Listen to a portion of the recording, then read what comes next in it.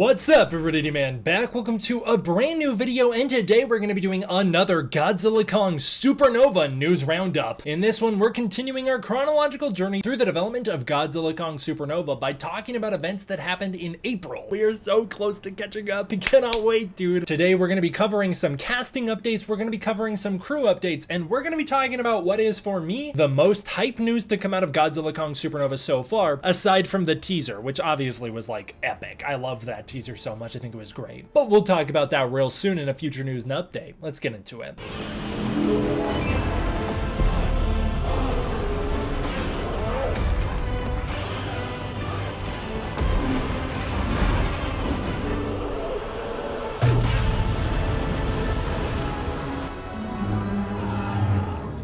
Starting out with some artwork like always. This first piece comes to us from Red Sun JT, and this is their Shimo. I think it looks fantastic. I really like the way that they have the blue glowing in Shimo's crystals on her back. That looks amazing. I really like the way they've done her tail too, and I especially like that misty glow coming out of her mouth. That looks so cool. Big shout outs to that one. I think that piece turned out great. This next one is very cool. This is Jess Zavala's Vortex Godzilla. Vortex Godzilla, mutated from a Hollow Earth vortex. This is their take on Space Godzilla from the Inner Earth. This is so cool. This is an idea kind of like what I've talked about, where if you include Space Godzilla in the MonsterVerse, you're obviously going to have to change the origins dramatically, because Mothra hasn't flown to space to catch a meteorite and Biollante hasn't disintegrated to space, so where would the Godzilla cells come from? I have pitched that Space Godzilla could be a genetic hybrid, but this is a bit of a different take on it. This is a bit more of like the monster that ate a star kind of take on it, where it's like a Godzilla mutated by Hollow Earth radiation itself, obviously taking huge inspiration from Space Godzilla, but I think that this thing turned out so fantastic. I think it is super cool, and I really wanted to show it off. I love the way that they've done the shoulders on this thing. That is so epic. This thing would definitely throw down and kick some butt. This Godzilla would take on the one we know very easily, I think. This guy looks very powerful. I like it a lot.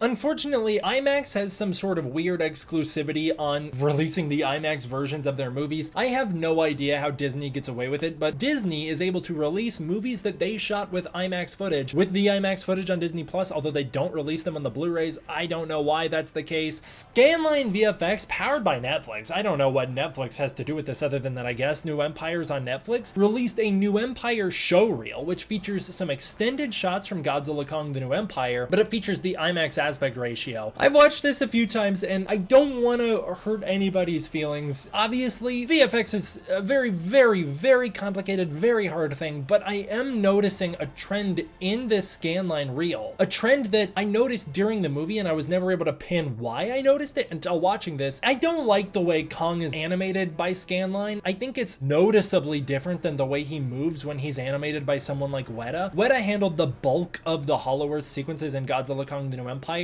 Generally speaking, I think Kong moves pretty alright in the New Empire. He moves very Kong-esque, but there are a few times when he moves in ways that really break my immersion. The way he lands on that rock after doing a big swing at the start of the movie, the way he does his big roar at the warp dogs, or even the way he's kind of jumping around through that sequence, the way he's walking through some of the Egypt stuff, the way he looks during a lot of the Rio fight. I think that the way Kong is animated here, and I'm wondering if it's because the Kong model transfers differently from studio to studio, as we've talked about in my DNEG breakdowns. I'm wondering if it's because the Kong model wound up transferring a little differently and so it moves a little differently, or maybe they just moved him a little differently themselves. He's more broad-shouldered. His chin kind of is always like kind of merged into his chest. I think he kind of moves a little more awkwardly than he does in a lot of the Weta stuff. I also think, like, personally, this had a lot of the VFX that took me out of the movie. Some of the finger touch stuff and a lot of that Rio battle, but they also have some of the best VFX in the entire film. Some of that stuff with Kong running from the warp dogs at the very beginning looks insanely good, and also I love the way that Mothra looks in this movie. She looks amazing. I like that she kind of moves like she has tons of weight in her. The way her wings move her, it seems like she's very plump. Like, she moves like there's a lot of weight behind her. I don't want to trash on anybody. I just did notice that while watching this, that a lot of the time when I have criticism of the VFX, it's like all the stuff contained in this scanline effects reel. I don't think that's a testament to anything but that there was a lot of VFX on this movie and maybe they didn't have as much time as they needed to polish them 100% to create more consistency, or maybe it's just like some of the lens choices. choices, you know, like I think Suko looks a little ridiculous in some of these shots, but that's a lens choice thing, which would not be Scanline's fault. Cool to see the IMAX footage. I hope they release the movie in IMAX. Hey there, Edit Man 1954 here. Honestly, I was feeling a little weird about criticizing the VFX in the New Empire in that segment because I know and respect how hard VFX workers work, and because I really love Godzilla movies and I want to celebrate them. That's what this channel is for, is to celebrate Godzilla movies. But I did think that was an important segment, and I didn't want to leave it in without offering some sort of constructive criticism, so here is my takeaway on what's going on with the VFX, and I think that maybe this is an important lesson moving forward with MonsterVerse movies. I do believe that it probably has something to do with the VFX transfer from one studio to the next, given that the models, textures, and lighting and coloring doesn't line up from studio to studio, as again we learned in a previous video. What I think maybe is happening here is because these models were designed at Weta, they're going to look the best under Weta. For me personally, what's going on in this scanline reel is that Kong's eyes are too glossy and reflective and are often distracting. It makes him look like he doesn't belong in the scenery because his eyes are glowing in such a way, they're catching light in such a way that doesn't match the environment around him, and so it makes him look like he's poorly composited in given the lighting around him. Also, I think Kong's beard is animated too stiffly. It does clip through his chest a couple times, and generally speaking, when it's animated by like Weta, it has a little more flow to it, and in this scanline stuff, it's very stiff and it throws off the proportions of his head. You're gonna notice all my critiques really have to do with Kong himself. Kong's also really broad-shouldered. I think it's because his head is being animated like all the way back rather than forward, whereas if you look in a lot of the Weta footage, there's a pretty good lift between Kong's beard and his chest. Kong's head is forward. And then generally speaking, I just think he moves a little odd. He's too fast with his movements and they end too abruptly. They're really quick pivots, like the way he lands, like the way he reacts right here. It's a really fast pivot and that throws off our scale for Kong, and also is weird because things don't move in 90 degrees, you know? Things don't move in keyframes in the real world. Everything is gradual, and I think that's what's throwing it off. So I'm sorry to criticize the VFX. I know a lot of people don't like it when I have any critiques. I do apologize for that. We'll get on to the celebration for the rest of this video, but I did think that was an important discussion to have. The Monarch Files, a MonsterVerse manual, was announced. You can actually check out the link down below. I've got an Amazon link to it. This is a new MonsterVerse book to be released on April 21st, 2026. It's actually not for sale yet, but it has a little description here. It says, "The Titans of the MonsterVerse have conquered the big screen, and now, with this deluxe guide, their mysteries are revealed in full. The Monarch Manual is filled with artwork and information that uncovers the secrets of the Monarch organization, employees, technology, and the Titans themselves, including Godzilla, Kong, Mothra, King Ghidorah, and many more. A comprehensive, vital, and highly sensitive dossier on all currently known monsters, Titans, and massive unidentified terrestrial organisms, MUTOs. You will find up-to-date behavioral profiles, psychological analyses, and capability assessments. Also contained within are field reports detailing operatives' encounters with MUTOs. High-resolution photos are included where possible, but artist approximations have been submitted in cases where mission photographers did not return from their field surveys. From Insights, who did the art of Godzilla X Kong, Godzilla vs. Kong, and Godzilla the Art of Destruction, aka the 2014 art book. The 2014 art book is fantastic, incredibly high quality, and this gives me a lot of hope. We really could use one of these MonsterVerse appendixes or indexes that goes into detail on the lore, the history, the canon of the MonsterVerse, and the monsters there within, their powers, their abilities, their weaknesses, their history, and so on. This sounds amazing. I cannot wait for it to come out. I will say though, as the guy who's decided to take it upon himself to single-handedly tackle building the MonsterVerse lore timeline in film order, well, let's see how good of a job you guys do.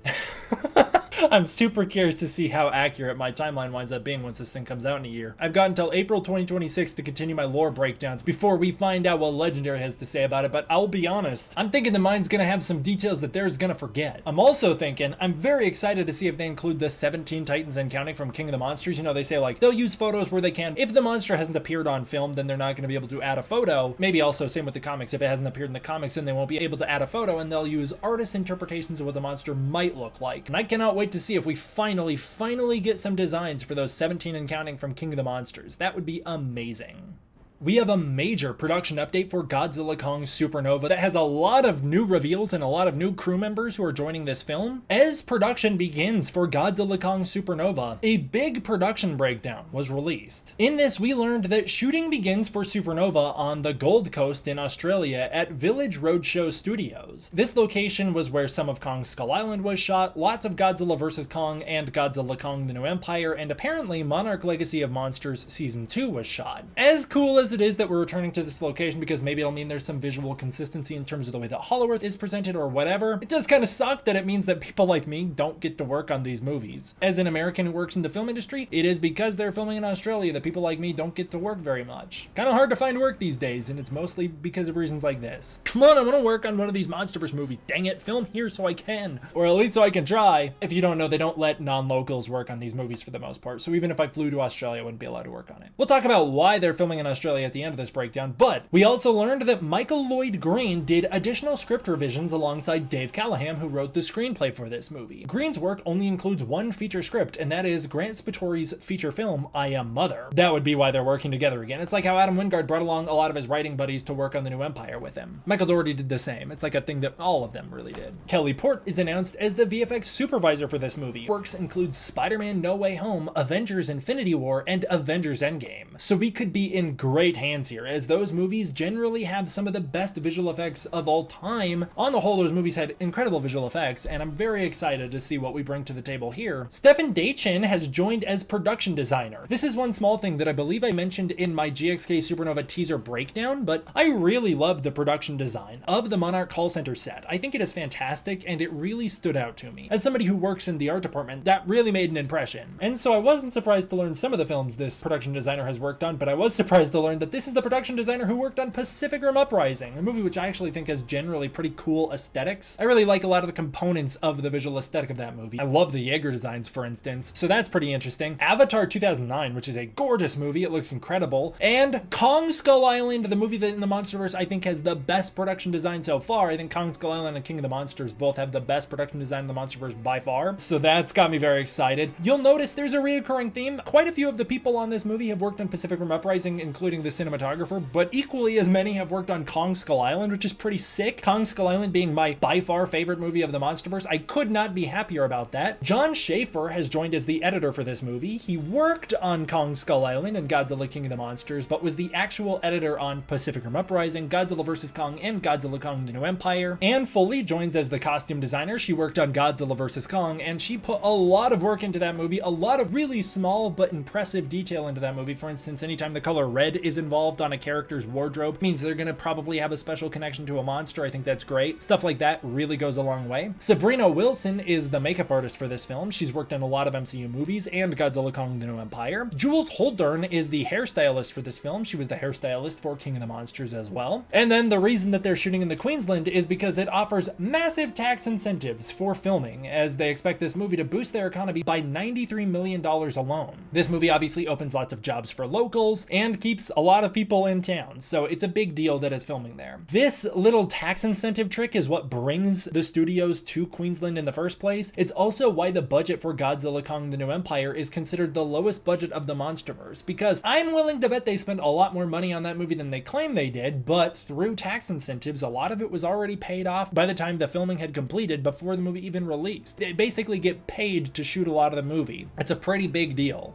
Now, this is the news that's got me more hyped than anything, which you guys might not care about. I really do, and a lot of you guys know I do, as I got sent this on Twitter a ton. Thank you guys for sending me this. We have the composer for the new movie. The new composer for Godzilla Kong Supernova is Henry Jackman. That name might not mean much to you. I know a lot of people heard that and were like, well, it's not Bear McCreary. Yes, Bear McCreary did a wonderful job with Godzilla King of the Monsters. I love Bear's work on King of the Monsters. I'm a huge fan of that score. I would be happy if Bear McCreary returned. But for me, and I know this is a rare opinion, Godzilla King of the Monsters is not my favorite score of the MonsterVerse. It is my nostalgic favorite. I give it the edge because it includes Ifukube and it includes Yuji Koseki's work. That's why King of the Monsters has my favorite soundtrack in the MonsterVerse. If you strip away Ifukube and Koseki, you're left with a score that I think is on par with another composer's work, a composer who achieved that without reusing any music, and that's Henry Jackman. Henry Jackman did X-Men First Class, an amazing score. He worked on Spider-Man Into the Spider-Verse's score,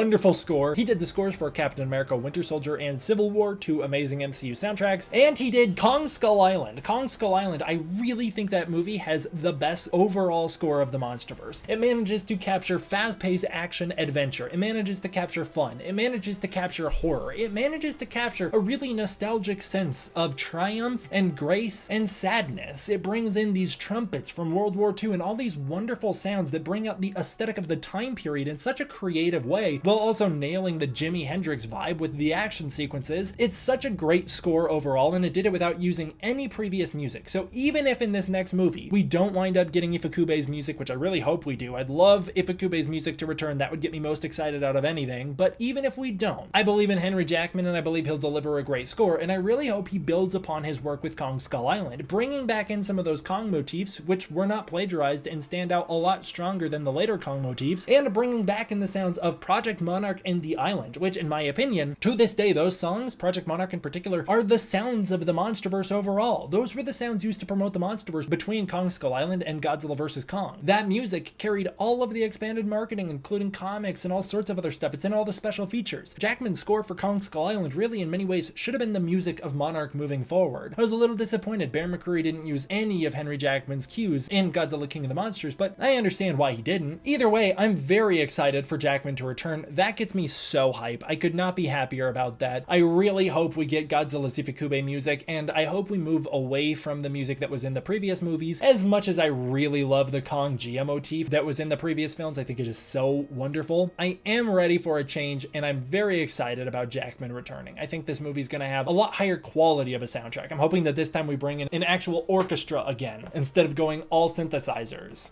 There was an interview done with Awards Radar with Alycia Debnam-Carey, who of course in a previous news roundup we talked about joined the cast for Supernova. This was posted on April 28th, and in it she revealed that she is in Australia and that she just finished a little stint on Godzilla in Brisbane, Australia. Now there's a few things to break down here. First of all, is she done filming by the 28th? That means that she filmed for much less than a month. That either means she has a pretty small part in this movie or her character gets killed off. I guess either way she would have a small part, but it could mean her character has a small part and then dies. Could also mean her character has a large part and they just stacked all of her scenes right up front so that they shot all of her scenes and got her out of the way. Also, a lot of people have noted that she called the movie Godzilla, not Godzilla Kong. I don't think that means much. I know some people really want to cling to the idea that that's a hint that it's going to be more Godzilla focused, and well, I do think it will be. I don't think that's a hint to it. Every actor for the New Empire also calls Godzilla Kong the New Empire a Godzilla movie first and foremost. They all refer to it as a Godzilla film. He is top billed after all. By a little stint, she could also, by the way, mean that she had a little bit of filming up front, she's getting a break, and then she'll be called back in to film more later. Little stint doesn't actually tell me a lot. It doesn't tell me anything, to be honest with you guys. She says she loves working with Caitlin Dever, who of course they work together in Apple Cider Vinegar, and that she wants to keep working with her, and she was excited because on this film they got to work together. Some people have taken that to mean that they get to film scenes together, although that's not always the case. Sometimes you see other actors who are using similar sets as the ones you're on, using similar locations, have similar call times, but are not filming the same scenes. Well, I do think she probably will share some screen time with Caitlin Dever's character. It's possible that they don't share any screen time at all. She doesn't say they do. She says that they worked together, not that they filmed together.